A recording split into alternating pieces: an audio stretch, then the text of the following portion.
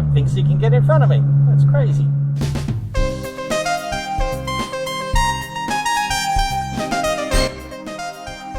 Just got to take the Mighty Boy to get the front wheels aligned. So that means I've got to move one to get to the other.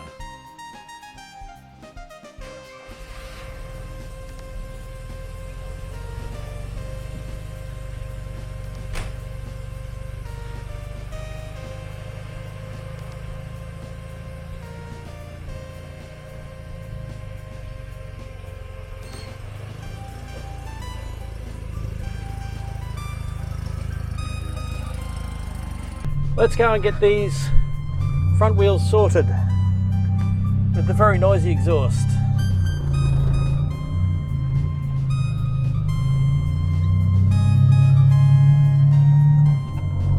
So you can see the steering wheel is still skew-if, and there's only 4 gears, not 5, so I've got to keep it in 4th. But apart from that, the car has been running well. My mechanic did replace the points and another apparatus there, the name of which escapes me at the moment. And since doing all of that, the car's been back on the road. It is a bit noisier than I'd like, quite a bit in fact, so I may get that looked at because I don't want to get into trouble with anyone. But also, it's just too loud to hear what you're actually doing. Can't hear yourself think. I have it booked in at a place locally that can do wheel alignments on small, skinny cars. I had some new tyres put on at the local tyre place and they unfortunately could not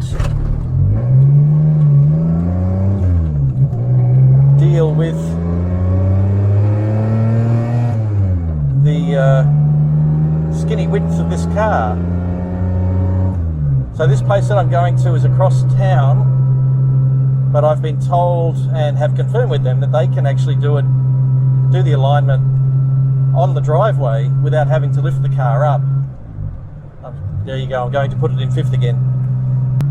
So I'm heading there now to get that done, and that should improve the steering wheel and make it run a little bit better, truer as well. It's a little bit out of kilter here and there, and it's not out of balance, but yeah, I wouldn't mind the alignment just anyway, considering it hasn't been running for many years, this car. Before I booked it in, the mechanic came over and good old Dennis changed the coolant. I asked him to do that because it was just plain water really, and you know, we know that's not a good thing to leave sitting in an engine. It may well be that the engine was without water in it for all those years it sat around the mechanic's office out in the country where I bought it, which is the right thing to do, and then he's just put some water in it to run it and get it back into someone else's ownership. So now it's got the proper coolant. What else did he do? Oh, he changed the oil and the filter, and I've looked at how he did that, and he says confidently I should be able to do that next time. Oh, so loud. I went this way the other day to book it in, and I actually went past a police car, and you better believe how lightly I was pressing the accelerator then. But yes, as you've noticed, I keep forgetting that there's only 4 speeds. Keep going to put it into 5th, which is strange because the Nicky, I don't do that. That's the same deal, 4 speeds, small capacity engine, smaller than this one actually, and only 2 cylinders, whereas this one's 3 and around 800 cc's, or maybe a fraction more. I think the mechanic who owned it bought it out a fraction when he rebuilt it about 15 years ago. And taking it over the other day to book in, the temperature got to about, you know, about half, and didn't seem to get any worse.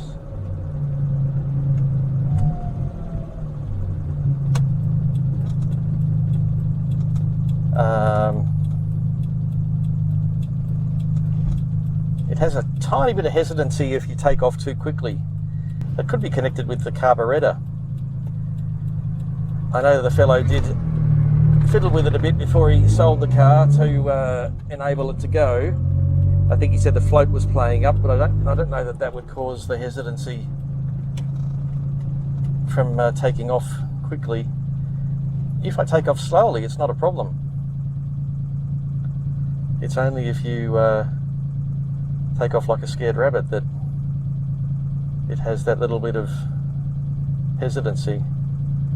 It's a very clicky and tappity engine, this one, which I can hear over the exhaust when it's at idle.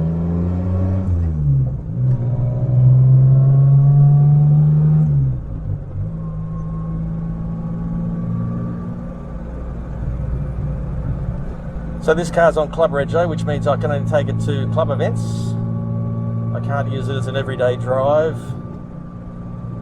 That's fine. I'm allowed to take it to get repairs, and I'm allowed to take it to test it out within 15 kilometres of home. So that's kind of what booking it in the other day was all about. Testing it after the coolant exchange.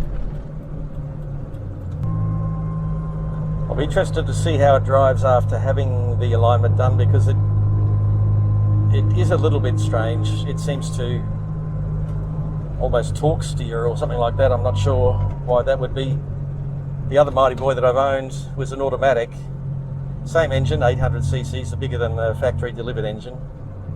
But it was very sedate. In fact, with the automatic, you were tempted to take off from the lights very quickly and never seemed to have a drama.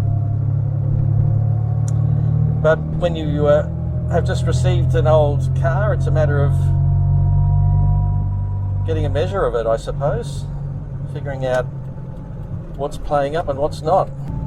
And then once this is relatively happy mechanically, I've got to decide whether I want to put money into the bodywork and paint or the seats. Just need a bit of freshening up.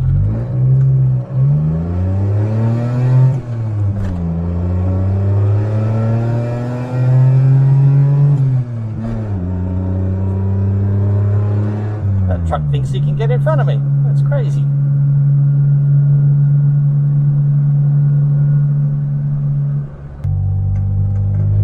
Let's see if I can get past another truck now.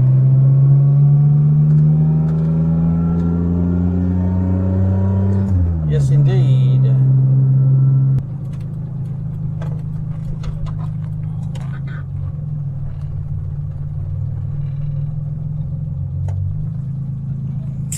And I think I'll park in front of this car here.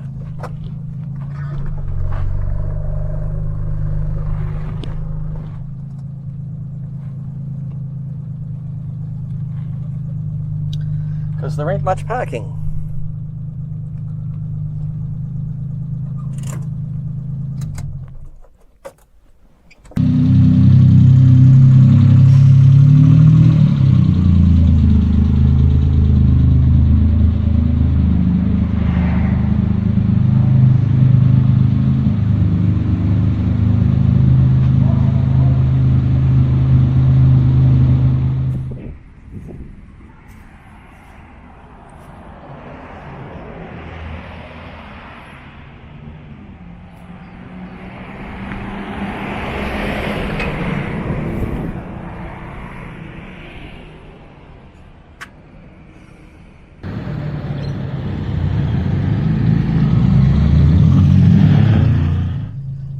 Right, well here we are idling by the local airport after having the work done, and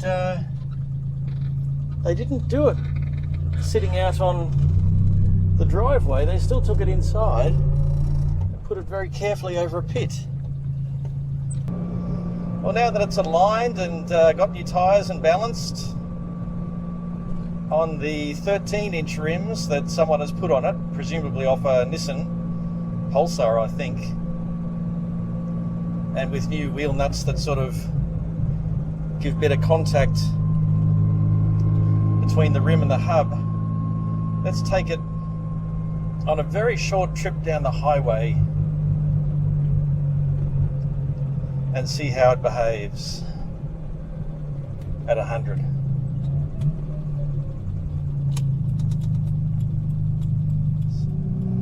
Do it about 20.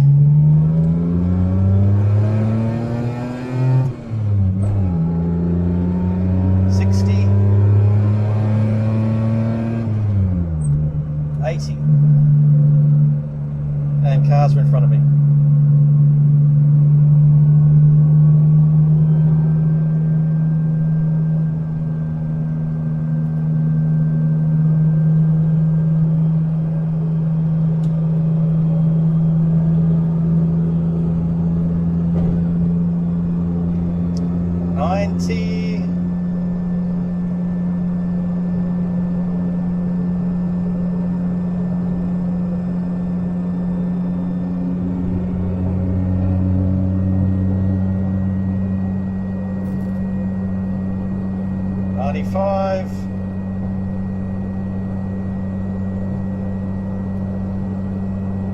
It's not as comfortable on the road at this speed as the Nicky, I don't think.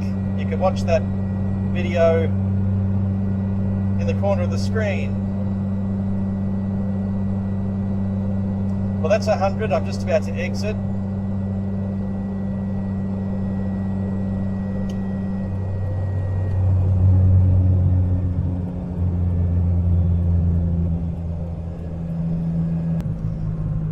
It certainly feels 50% better. I don't think it feels as good as the Nicky though, and that's 5 years younger, but made in a different part of the world, but still made cheaply, so must just be the wheel at each corner maybe of the Nicky. Maybe this one's just had a hard life and is a bit loose. I did do some tie rod ends on it to get it back on the road, so it can't be anything steering related. The shockies were good, but for the duty that it'll have, which on a club registration means very few trips, I think it'll do fine. If I have to take it down the highway early morning, I'll just probably tootle along at 80, and then coming back, might take the back roads if it's busy. I took my first Mighty Boy on the highway when I owned that briefly. It was a 2-speed automatic, so it was doing a lot of revs at 100 k's an hour, and even a short trip of say 5 minutes on the highway was enough to get the temperature skyrocketing, so I'd say that the radiator was not working properly. I'll have to draft one of the kids or somebody else to sit in the car and give me a GPS speedo test. When I bought the 13-inch tyres, I did ask that they were the same rolling diameter as the original 12s, and they are within a very small tolerance, because I didn't want the speedo to be out. Here we go under the low clearance bridge. Do I have enough clearance? Yes, I do. One other thing that might be worth mentioning is that when I had the mechanic over to do the service, he said, "You need me to bring some oil. I've only got fully synthetic," and I think the thinking was that it's not worth putting fully synthetic in, or maybe it was part synthetic that he had and he wanted fully, I don't know. Anyway, I'm not quite sure what the thinking was, but I said I do have various oil lying around the garage, so I had a good look, and I've just gone into 5th gear. I had a good look and discovered a bottle of 20 to W50 on the shelf, which said for older engines.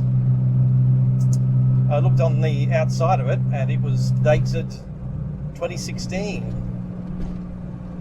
so 5 years ago. So I said to the mechanic, can we use that? And he said, sure. And even better, when we took the lid off it, it hadn't been opened. So I'm guessing I bought it for the previous Mighty Boy and never used it. Because it was about 2016 I had that one. So we used 2.5 litres of oil from the 5 litre can. So I've got another 2.5 litres for another time. And I didn't have to pay for any oil, just had to pay for the coolant, in fact, and his time and knowledge.